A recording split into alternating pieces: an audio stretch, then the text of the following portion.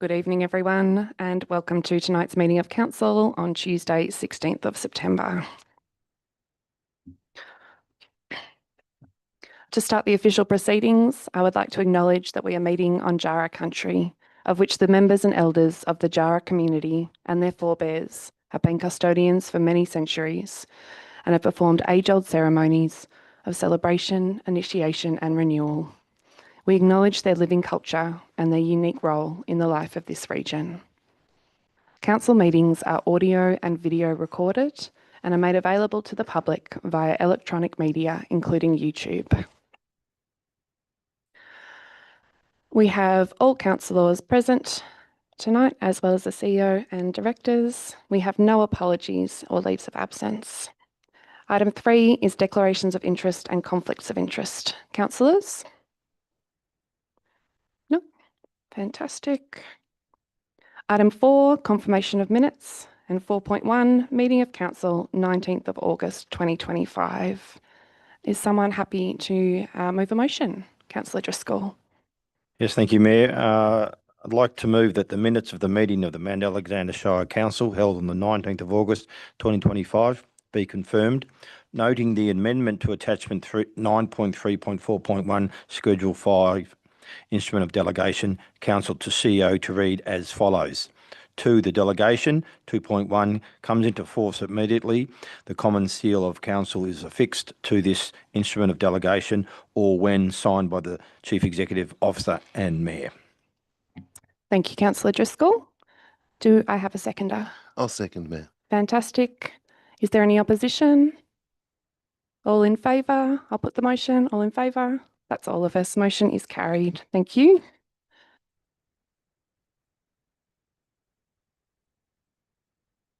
Item 5 is acknowledgements, and we have nil. Item 6 is public time. Is anyone in the gallery intending to speak tonight? Yep, fantastic. Then we'll need to suspend standing orders. Thank you, Councillor Maltby, and a seconder. Thank you. All in favour? All right, we have suspended standing orders. So we have a couple that have been submitted. I'll just go down the list. So the first one is from Trevor Scott. Trevor, you're here. Would you like to read yours or speak to your submission? So if you can just come up and introduce yourself, and you've got 3 minutes each.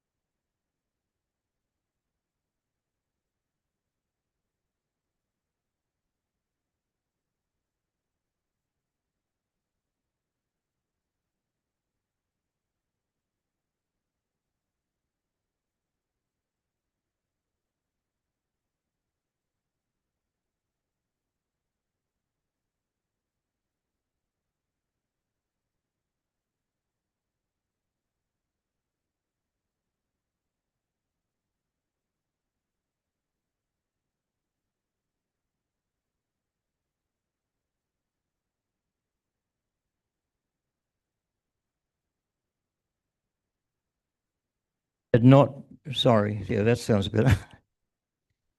been done correctly.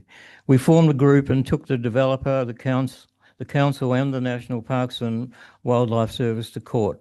It took 12 months, but in a landmark case, the Friends of Southwest Rocks won their case and the application was refused. And by the way, the National Parks and Wildlife Service did not help us in any way with our case.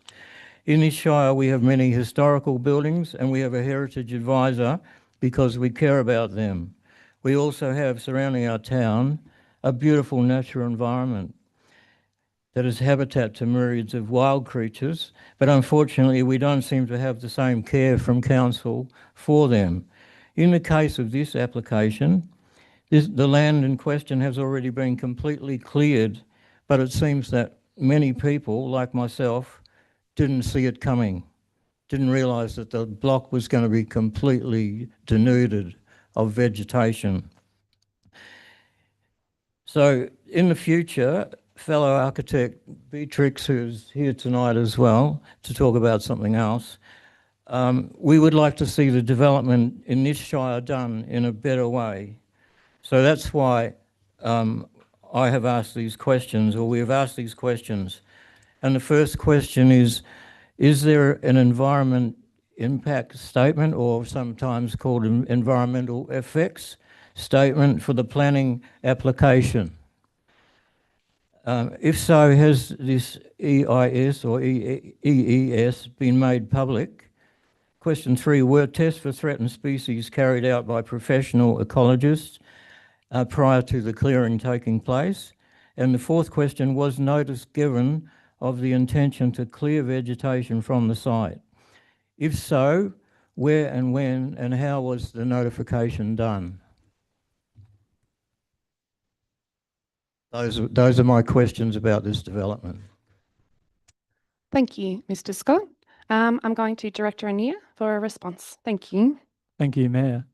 Thank you for your questions and your concern relating our shire. I can confirm that the planning application was assessed against the planning and the requirements of the scheme, and specifically in relation to your concerns related to the clearing of vegetation, clause 15.01-3S, subdivision and design, which is relevant to the application, where consideration for protection and habitat for native flora and fauna and providing. Your sound's not working very well. Can I hardly No, hear? it's not, is it? Maybe the batteries are not happening. I'm not moving.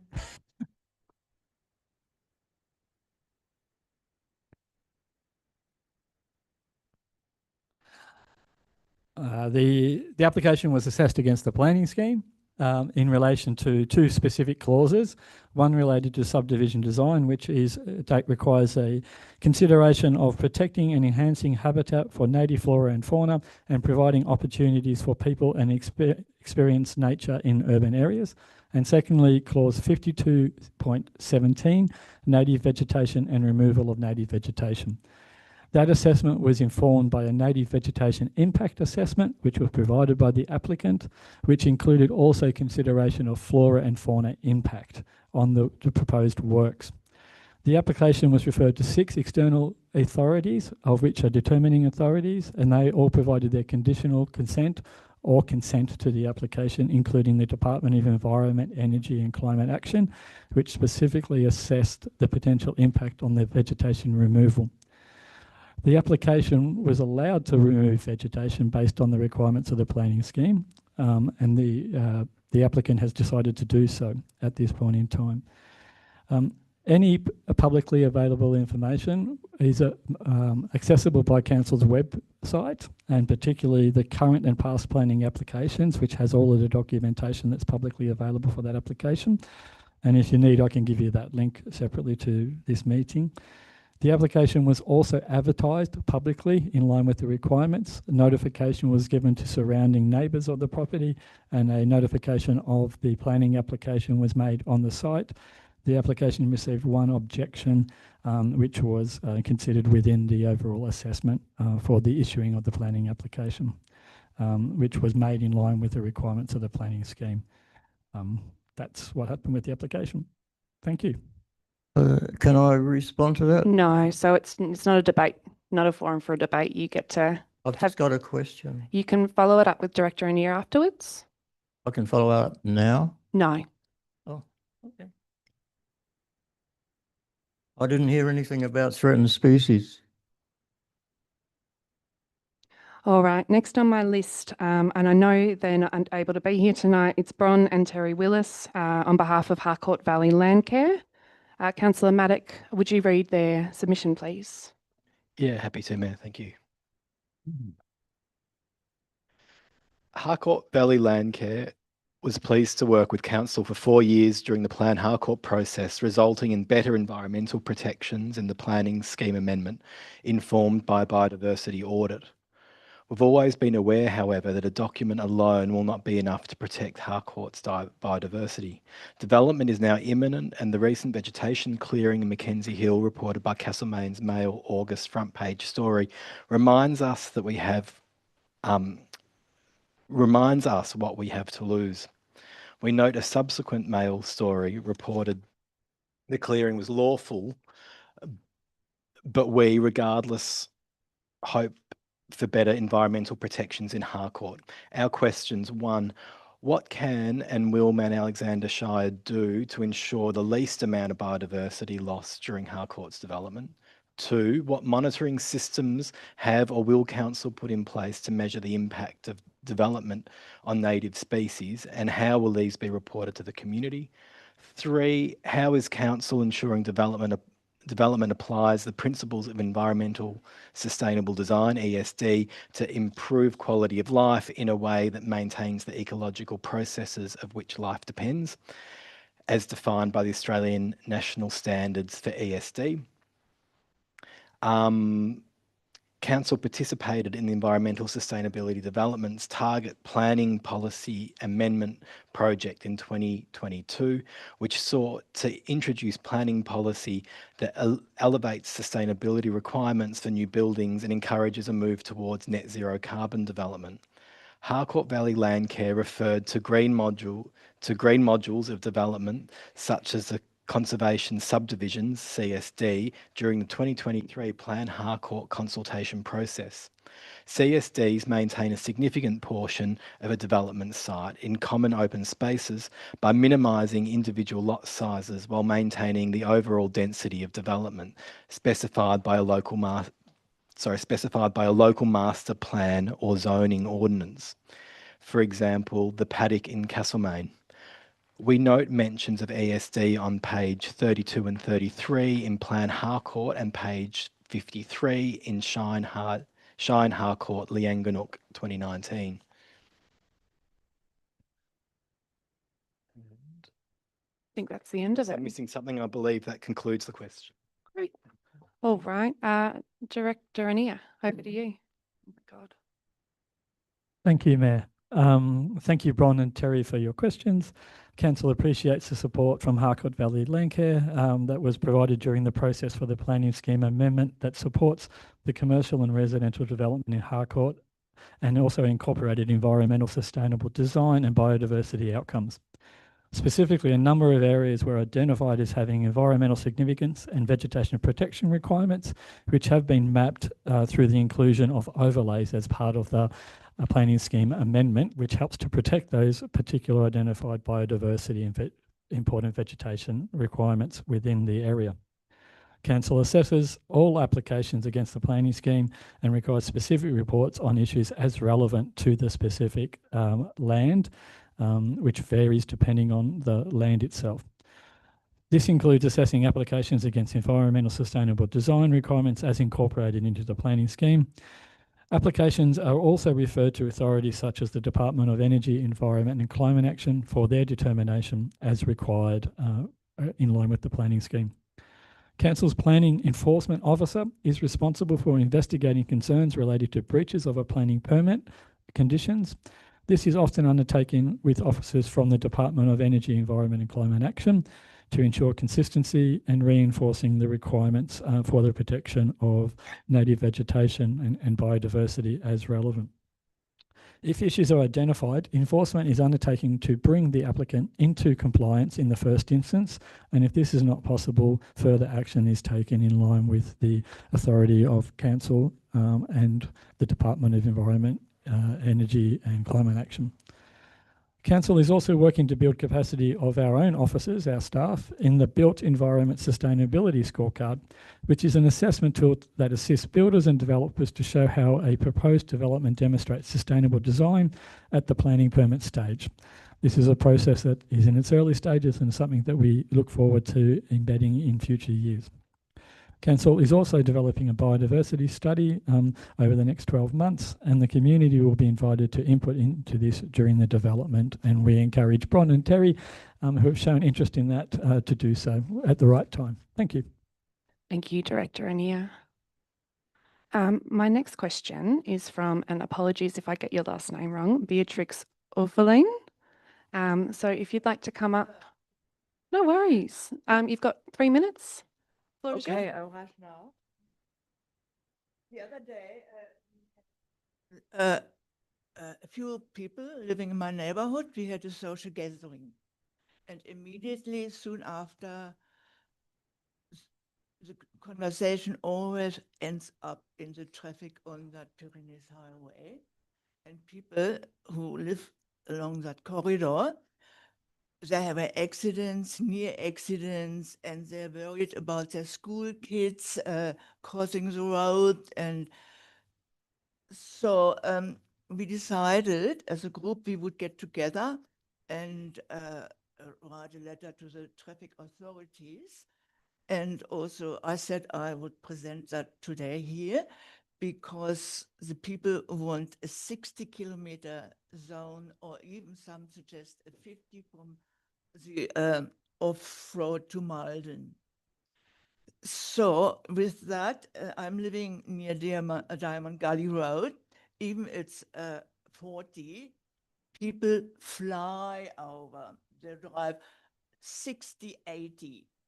And it's really quite dangerous, not only for pedestrians, but also for cars. You know, when I'm going there, then a tradesperson rushes, flies by, and I say, oh my God, I can't go to the site really. So it's really a problem. So I know that in Grocer Lane, the guy who's one gentleman living there, I think Leash, I don't know, he has a truck business. He actually put himself a sign up in front of his house, 40, slow. Even it's not, he did that himself. So people already thought, okay, if he can do it, we can put up a sign, slow down. So that is one issue, the crossing of people going to the other side and turning into the highway from Diamond Gully Road, and the properties who live along that green strip, it's really a big problem. The other thing is, because I love animals and I love kangaroos and native wildlife, which in Europe, and every travel agency, is big posters with kangaroos happily hopping around, and wombats and koalas, and people lured into, oh, Australia must be great. There's so many kangaroos here. So the reality is completely different, and I'm shocked because all the planning is done without wildlife corridors, and the kangaroos, they can't read the signs. They follow the instincts, which is sort of since generation and thousands of years. They have crossed that way and you can't stop it. So there are lots of near roadkill, and the people along that road living, and also where I'm living, they can't cope with that anymore because the kangaroos, they're like,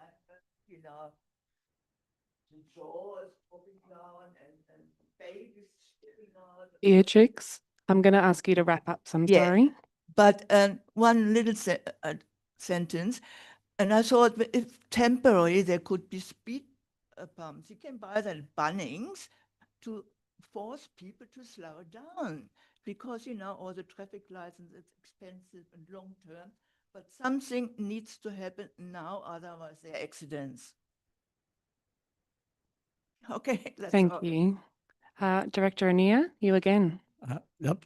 Thank you, Mayor, and thank you, Beatrix, for coming tonight.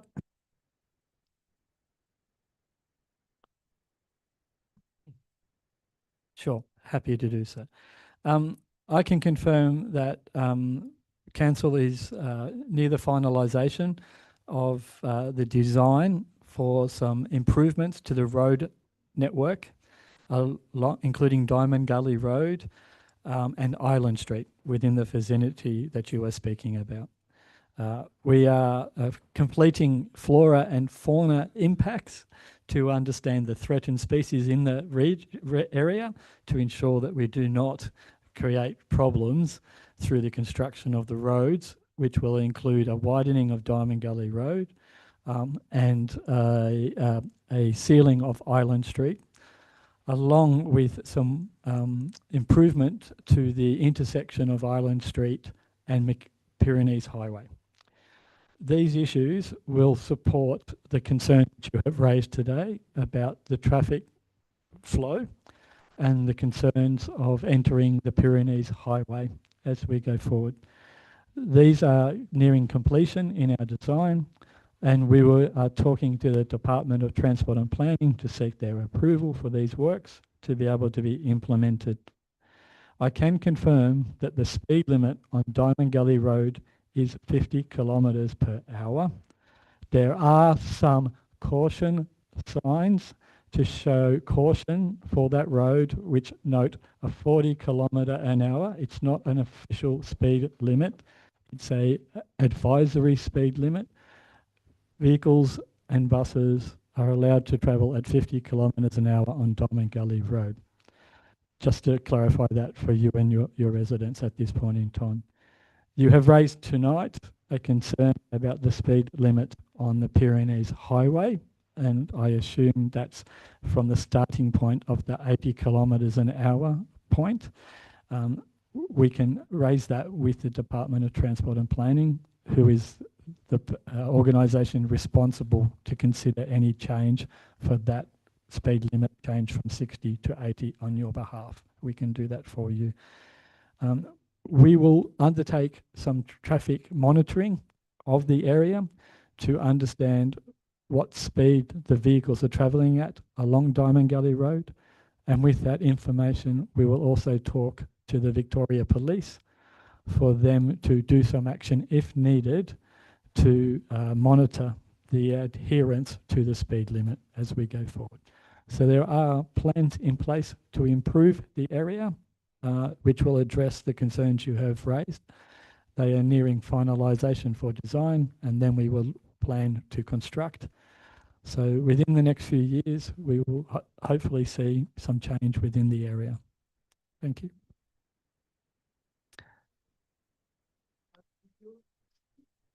Have fun.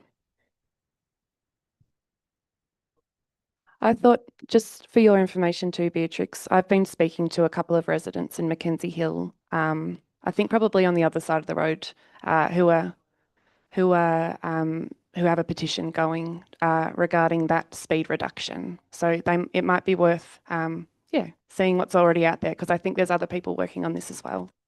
Thank you. We have one last pre-submitted question from John Baldock. John, are you here? Fantastic. Come up, and you've got 3 minutes.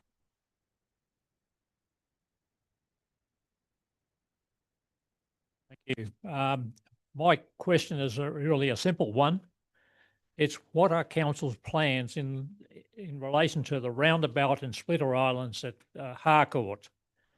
This issue has been open for the Harcourt community since shortly after we opened the freeway bypass at Harcourt, and it's been ongoing. Initially, Vic Roads planted the intersection out. The design that they planted ended up being inadequate in that it was the trees and stuff were blocking views across the roundabout. So that got pulled out. Then Harcourt Progress Association and with the help of or with the assistance of Vic Roads, they worked on another design to put to plant out that roundabout.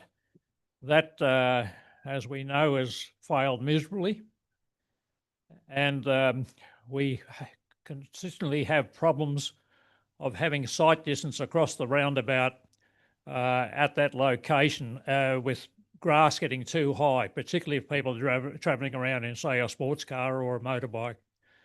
So 3 years ago, I was at a Progress Association. I was a Progress Association representative at a meeting with Vic Roads and council representatives concerning the upgrading and maintenance of the Harcourt roundabout. Detailed drawings were discussed on proposed landscaping of the area, and there appears to be a general agreement between Vic Roads and council on a way forward from that point. Since then, nothing has happened, except every now and again there is a mowing of the roundabout and splitter islands, which doesn't happen very often. This is a main entrance both to Harcourt, but it's also a main entrance to Castlemaine from the freeway. And it's currently an eyesore and at times very dangerous due to the lack of visibility due to high weed growth. I'm just really pleading that something get underway there. I get a lot of hear a lot of complaints about this within the Harcourt community. So I think I think it'd be wise to get this out of the way and get something done. Thank you. Thank you. Right on time. Director Anea. Thank you, Mayor, and thank you, John. So I believe you are aware, as you've alluded to, that Council supported the Department of Transport and Planning to undertake community consultation on the last design, and Council is supportive of that last design that was developed by the Department together with community input, including that from Harcourt Progress Association. Council has advocated for those works to be undertaken, most recently within the last month with a meeting with the Department. However, it is understood that the Department of Transport and Planning does not have the resources to be able to undertake those works at this time. And due to that, they have continued to undertake the routine maintenance, as you've alluded to today. And we have also shared with them in past years about the importance of keeping the grass down within that area. And they've confirmed that they will be looking to address that through their maintenance program as you go forward. But until resources are found from the department, those works are on hold at this point in time. Thank you. Councillor Cordy. Thanks, Mayor. John, I'd like to thank you for coming in. It's certainly an eyesore, the roundabout, and it's time something was done about it. So thanks for giving up your time and raising it again. Appreciate it. Thanks, Councillor. And thank you, Director. Are there any other questions from the gallery? No. All right, then we will resume standing orders. Can I have a motion for that, please? Thank you. And a seconder? Thank you. All in favour? All right, we have resumed standing orders. Item 7, petitions and letters, we have nil. Item 8, committee reports, we have nil. Item 9, officer reports. 9.1, community, and 9.1.1, adoption of the 2025 to 2029 council plan. Councillor Hastwell, would you introduce this item, please? Thank you, Mayor, and it is indeed a privilege to come to this point with this item. So briefly, the purpose of the report is to present the 25 to 29 council plan and the 2021 to 2031 community vision mid-term review for adoption. In accordance with Section 90 of the Local Government Act 2020, council must prepare a council plan every 4 years. The 2025 to 2029 council plan outlines the vision, focus areas, objectives, and strategic priorities that will be achieved. These have been developed in direct response to feedback and engagement activities undertaken with our community and stakeholder groups. Additionally, in accordance with Section 88 of the Act, Council must prepare a 10-year community vision with the municipal community by utilising deliberative engagement practices. The 2021 to 2031 community vision was developed and adopted by Council in October 2021 in alignment with the priority areas, aspirations and challenges for Mount Alexander Shire as advised by our community.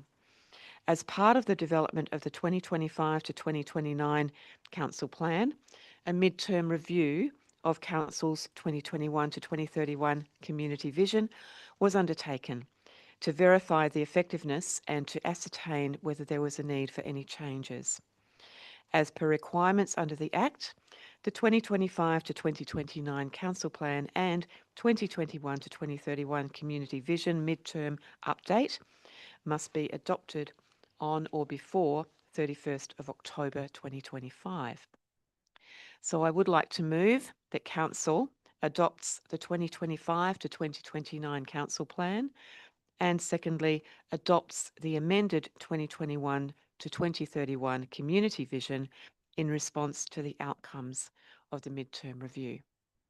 Thank you, Councillor Hustwell. Do I have a seconder? Fantastic. Any opposition? Then, Councillor Hustwell, would you like to speak to your motion?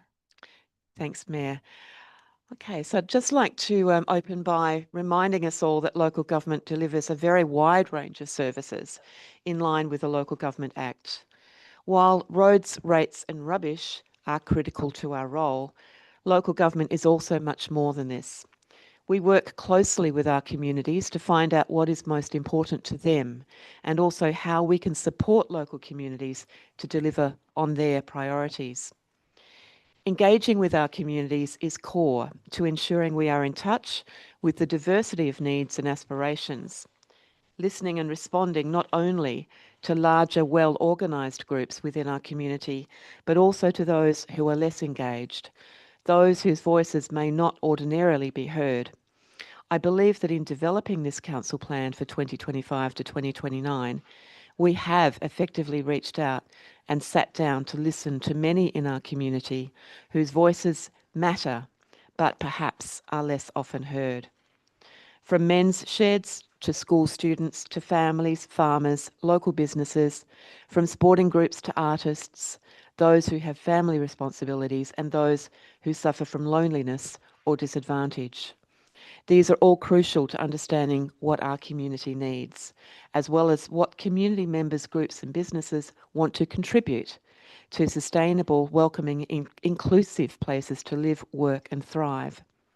It's about all ages and backgrounds, and it's also about ensuring that our smaller centres of population, our small towns and our tiny villages, as well as our rural areas and places in between, are better understood and included, alongside those who live in our major population and service centre of Castlemaine.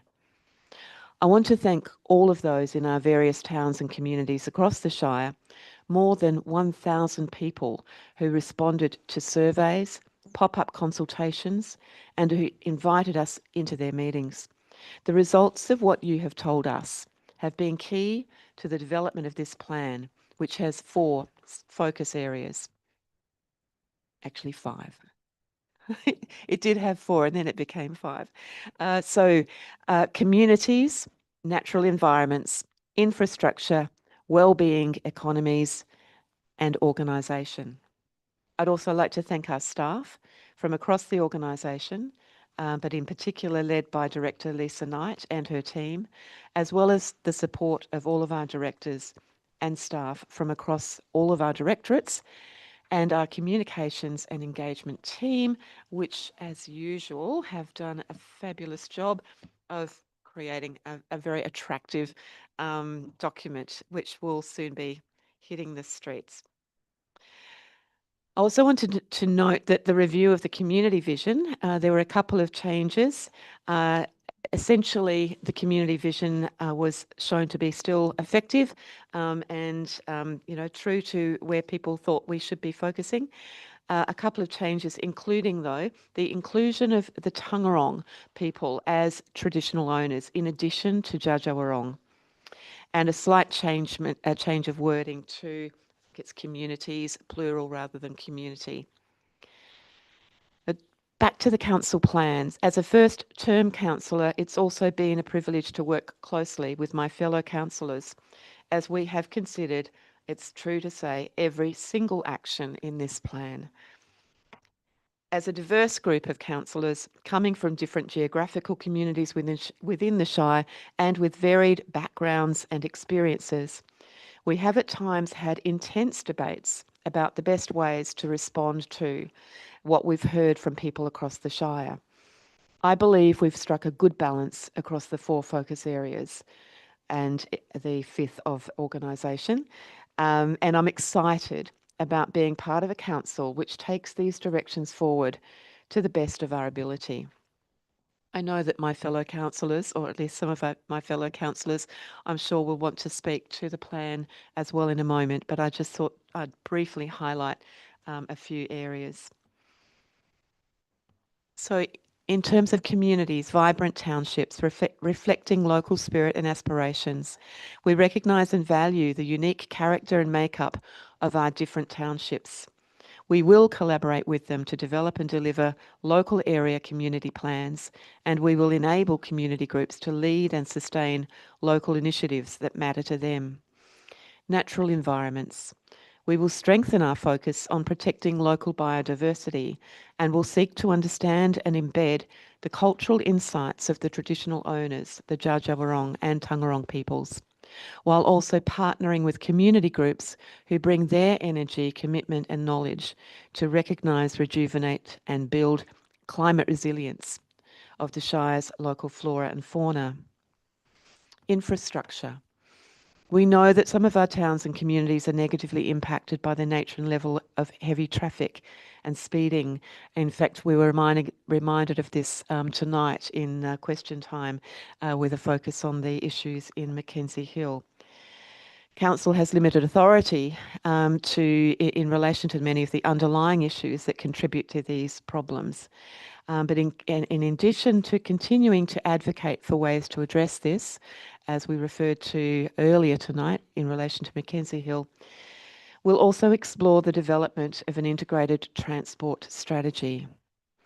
We also know that heritage is important, not only to the built character of our towns, and that these are a vital part of our visitor economy, but also that there are many different histories that are part of our shared culture, as well as natural heritage, which we will work to safeguard and celebrate in partnership with traditional owners, local communities and heritage groups.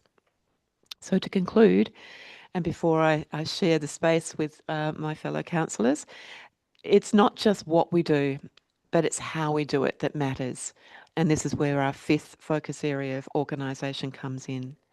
It makes a difference when we stand with our communities, respecting and supporting their vital work across so many spheres, from business and economy through to environment, heritage and culture.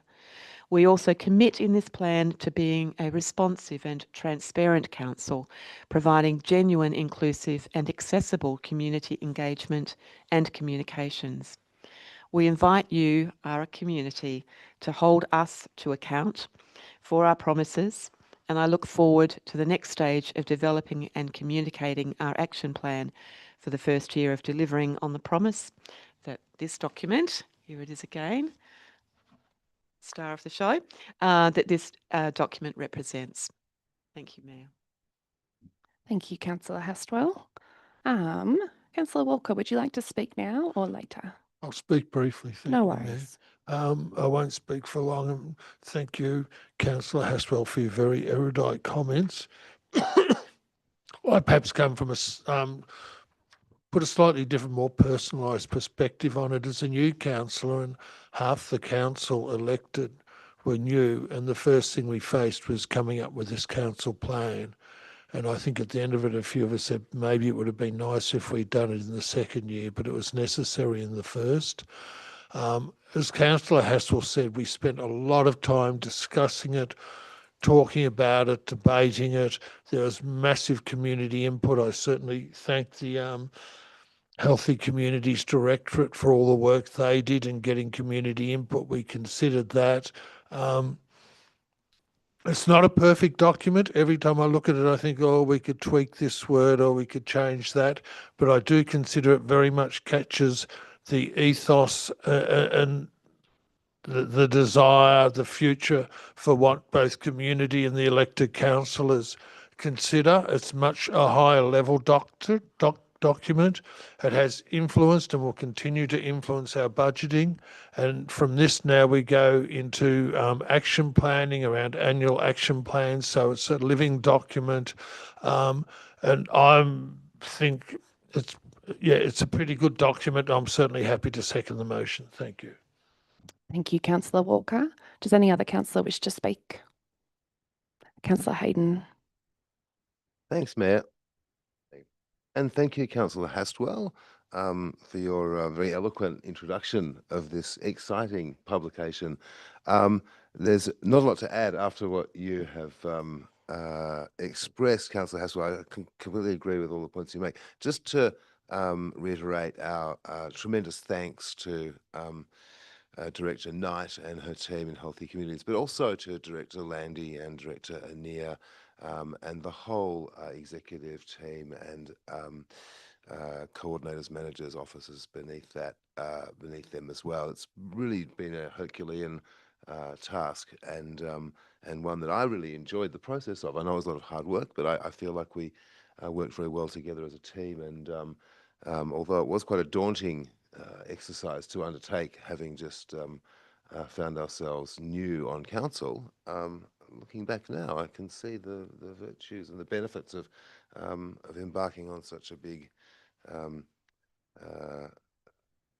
such a large project early on. Yeah, but my congratulations to all. Thanks, Mayor. Thanks, Councillor Hayden. Does anyone else wish to speak? Councillor Maddock. Thank you, Mayor. And yeah, thank you, Rosie and Councillor Walker and Councillor Hayden for your comments, particularly yours, Rosalie. Very good introduction. Just wanted to underline thanks to the staff and Director Knight and her team. An absolute colossal project. The community consultation was massive, and so extending thanks to the consultants who helped with that, and also to the community for participating, and then also for my councillor colleagues for the Herculean effort in pulling it all together. And I think reflecting on what I learned in that, although it was at times exhausting, the quantity of information we had to take in, I know I learned a lot about the different parts of the organisation in that process, and I think that is very beneficial. And I think that sort of dialogue should be continued, and I think probably will be when we look at our annual plans. I just wanted to highlight a few things that I really like about it. And I think, looking back now with fresh eyes, because we have been away from it for some time now, I think the focus areas just nail the needs in our community at the moment. So, and I'll just read the bylines of these. So, healthy, connected and inclusive communities, enhance and protect the natural environments, appropriate, accessible and climate resilient infrastructure, thriving economies that serve the well-being of people, place and the environment, and responsive, trusted and effective council. On the protection of the natural environments, I really celebrate and welcome the commitment to the biodiversity strategy. Yep. And I have hope here that, and I've got all confidence that it will be a highly effective document that will deliver good results for biodiversity in our shire. I also celebrate our commitments to water-sensitive urban design, and hope that this will provide some really significant improvements, particularly for turbidity running into our creeks. I also like, and I think it's really important that we have a strong emphasis on resilience in the face of the climate catastrophe that we're in, and especially with the release of the National Climate Risk Assessment. I'm sure it's on everyone's minds here. We absolutely need to be responsive to this, and this document commits us very much to that. Appropriate, accessible and climate resilient infrastructure. I really like, and I'm just going to say a few points now, I'm not going to go into as much depth, but that our infrastructure be actively used, that our community has access to affordable housing, and that our infrastructure is inclusive. So that's infrastructure for everyone, for the whole community. And that's so important that we get that right and we learn how to do it and do it well. Thriving economies. I celebrate that we're aspiring to resilient and a diverse economy. that we're focusing on the well-being of people, because so often when we talk about economies and we have initiatives to help them, we forget that the people are the ultimate beneficiaries of those economies. And that's absolutely important. And also bringing people together, which I think with the increased division that we're seeing around the world, and potentially in our communities as well, I think there's nothing more important than bringing people together. And lastly, for a responsive and trusted and effective council, I really applaud the initiatives around creating an inclusive workforce, and hope that these will lead to some really good initiatives. And just some sort of passing thoughts, which are maybe notes for next time, which is around the decision not to include detailed actions in this plan into the same level of detail maybe as the previous plan and some of our other neighbouring councils, that a lot of those action items go into the annual plans. So in a way, it's making it more of a top level strategic document. So just, and I think we will look back on that in years' time to see whether that was a good move or not. I had some reservations as to whether that was a good idea or not, but I'll wait, and we'll wait and see how that works. And then just lastly, a note on the continuity of existing plans, which was discussed a lot as well, because the council plan in this instance is not capturing items that are business as usual. The business as usual items are living in existing plans and strategies, which in some ways I'd love to just, if it's a priority, bring it into the council plan. We didn't necessarily go down that route, so it's a note of assurance to the community that if we have made a commitment to a previous policy, that sits at a similar level to this as far as it being a priority for us, and note that they're in our appendix. And I'd also note that they don't rescind until a decision of council. So even if they're dated to a year that's passed, those policies stay in play.